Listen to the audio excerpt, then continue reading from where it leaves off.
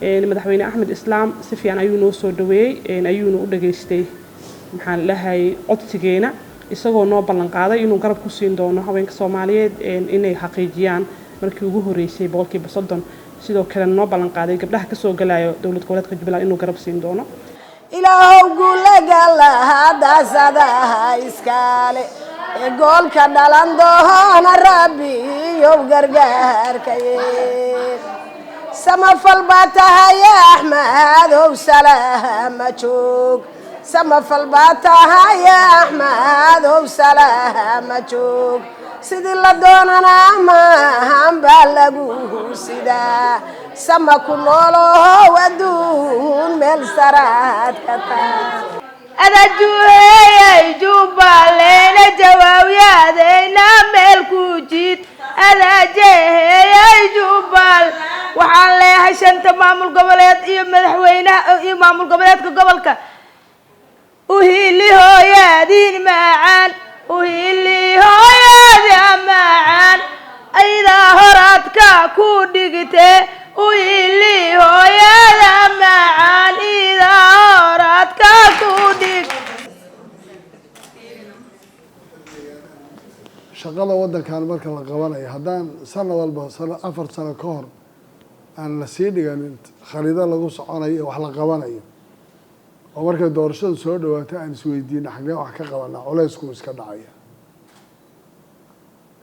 qof waliba aad buu u jeclaan lahaa qof iyo cod in la helo qof waliba aad buu u jeclaan lahaa shabaabka in wadanka laga xoreeyo qof waliba aad buu u jeclaan lahaa arrinta Somaliland in la xalliyo qof waliba aad buu u jeclaan lahaa 4.5 intii laga baxo dadka in la tirakoobo qof waliba aad buu u jeclaan lahaa axzaab inuu ka soo galo laakiin in laga shaqeeyo rabta haddii laga shaqeeyo oo ay noqoto in qof iyo cod la yidhaaho maanta waxaan is leeyahay haweenka loogama bateen qof iyo cod haddii la yidhaaho sababto bulshadii idinkaa ugu badan waa run laakiin marka la yidhaahdo qabiil waxaa lagu soo qaybsamo dee waad garanaysa odaygu markuu u yeeray wuxuu odhanayaa reer bay u dhaxday ma kursiga maanay qaadanaysa kursiga qolo kale aan reer hebel bay ula gelaysaa iyo war badan oo noocaasa iska jiray wada qaaraanka wada doonataane ma inay reer kale u dhaxday waad ugu diidaysaa markaad qaaraanka rabtaan inaa heblay waxaa keen baad tidhaahdaana waad weydiisataan taa markaa wax reality-ga wey laakiin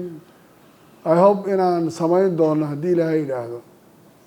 road mapka dawladda soo socotay 4 sano dambe ay ku dhaqmi lahayd in hadda la diyaariyo oo loo sameeyo lifaaq haddii kale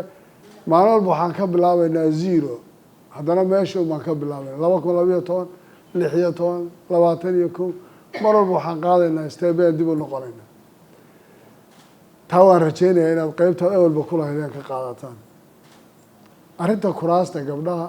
horena waan u sheegnay way ku soo bixi doontaa communiquega waa lagaga hadli doonaa laakiin kuma filna qoraalka kuma filna wuxuuna ugu filayn haddaan la xidhin oo aan la odhan kaana gabdhaha ma u tartami karo kuwa kalena way dadka ula siman yihiin oo taxdiid uuna jirin way iska adkaanaysaa say rabaan inay waxu helaan mid waa guul oo in odaygii keliya ee meesha ku xidhnaan jirtay laga soo gudbo waa wax saxa haddana ergada qabiilku awooddu ku lahaa way ku yar tahay civil society-ga kaga badan civil society-ga laftirkiisu haddii la jiifyaano bannaan la yidhaahdo kolba sida dadku u rabaan laga dhigo waa wax kale laakiin haweenka la idinkama badna civil society-ga waxaa u baahan inaad ergada ka bilowdaan ololihiina oo civil society hadal badan buu ku leeyahay aan ka shaqeyno taana waan ka wada hadli doonaa kolley shirkani ma noqon doono kii ugu dambeeyey waxaan rajaynayaa inaan shirar joogto ah la yeelan doono oo marba wixii soo cuslaada laga wada hadli doono waxaa ka mid a lacagta laga qaadaya fiida haweenka 80% waan qabaa in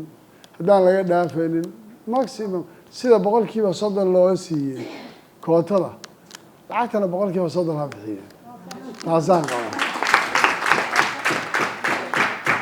waanan ku dadaalaynaa lacagtaasi in la dhimi doono haddii la yidhaahdo waxba fadhiga hore macno ma sameynayo heshiiska hadda hala galo laakiin fadhiyada dambe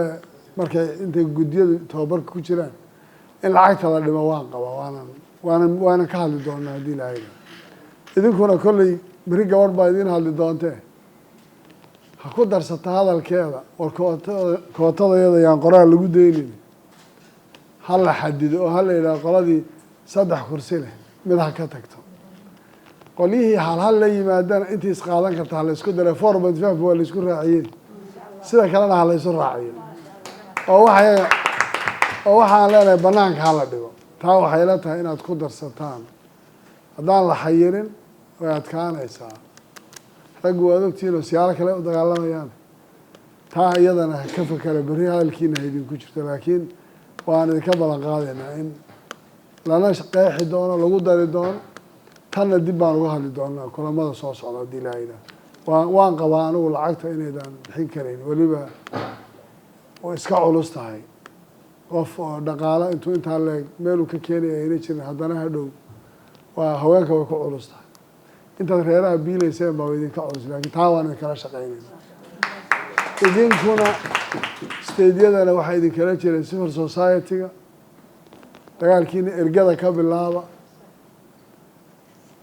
ha la xidha ku boobo waa in kuraasta la xayiro xanibaada kuraasta la xanibayaa ka fiican in intii la yidhaaho waan idiin qoodayna war ha la siiyo intaa lagu daayo khali calala way dhib badan tahay waan dadaalaynaa waanan adkeynaynaa intaan kari karo ilaahayna waxaan ka baryaynaa maanta marxalad adag baan ka soo gudubnay marxaladda aan ka soo gudubnayna waxay ahayd marxalad iska yara dhib badan oo waddanku marar badan dadku waxay ku celinayaan waxaa 90 waa laga soo gudbay 90 qabiil baa la hadda qabiil ma jira moogta oo hadda mayna ahayn qabiil taasaa wax fiican ahayd hadday qabiil noqon lahayd hadda la odhan lahaa odayga axmed ahaa iyo siciid iyo madaxweyne farmaajo meel bay wada mareen haween badan baa gambada gilgil laha iyaga laftooda laakiin hadda waxaa la isku hayo principal iyo waxay ahayd war sidan asax iyo sidan asax taa marka iyada lafteedu xumaan mayna ahayn in mabda la isku diido waxaan is leeyahay waa guul shay ka mid tahay dadku bisayl siyaasadeed oo la gaadhay bay qayb ka ahay cid xumaan isu qabtaana mayna jirin waxaan aada idinka mahad celinayaa doorka aada nabadda iyo horumarkaba ka qaadateen waxaan idinka mahad celinayaa culayska badan ee idinku dhaca iyo walwalka badan ee ragga aan laga yaabo inayna ku jirin waxa idinka idinku jiray taa aada baad ugu mahadsantihiin laakiin waan dadaalaynaa qof walba la kulma arrinta ku saabsan lacagta in la dhimo 90% waan soo dhaweynaya anay hob arrintaa waan dhamaynaynaa haddii ilaahayna waan ku dagaalamaynaa midda kalena kootada haweenka in laga daayo in la xidho in la yidhaahdo oo hadda haddii xataa kowarkeega ay kusoo bixi weydo hadalkiinana berri ku darsada waa in kuraastaa la calaamadeeyo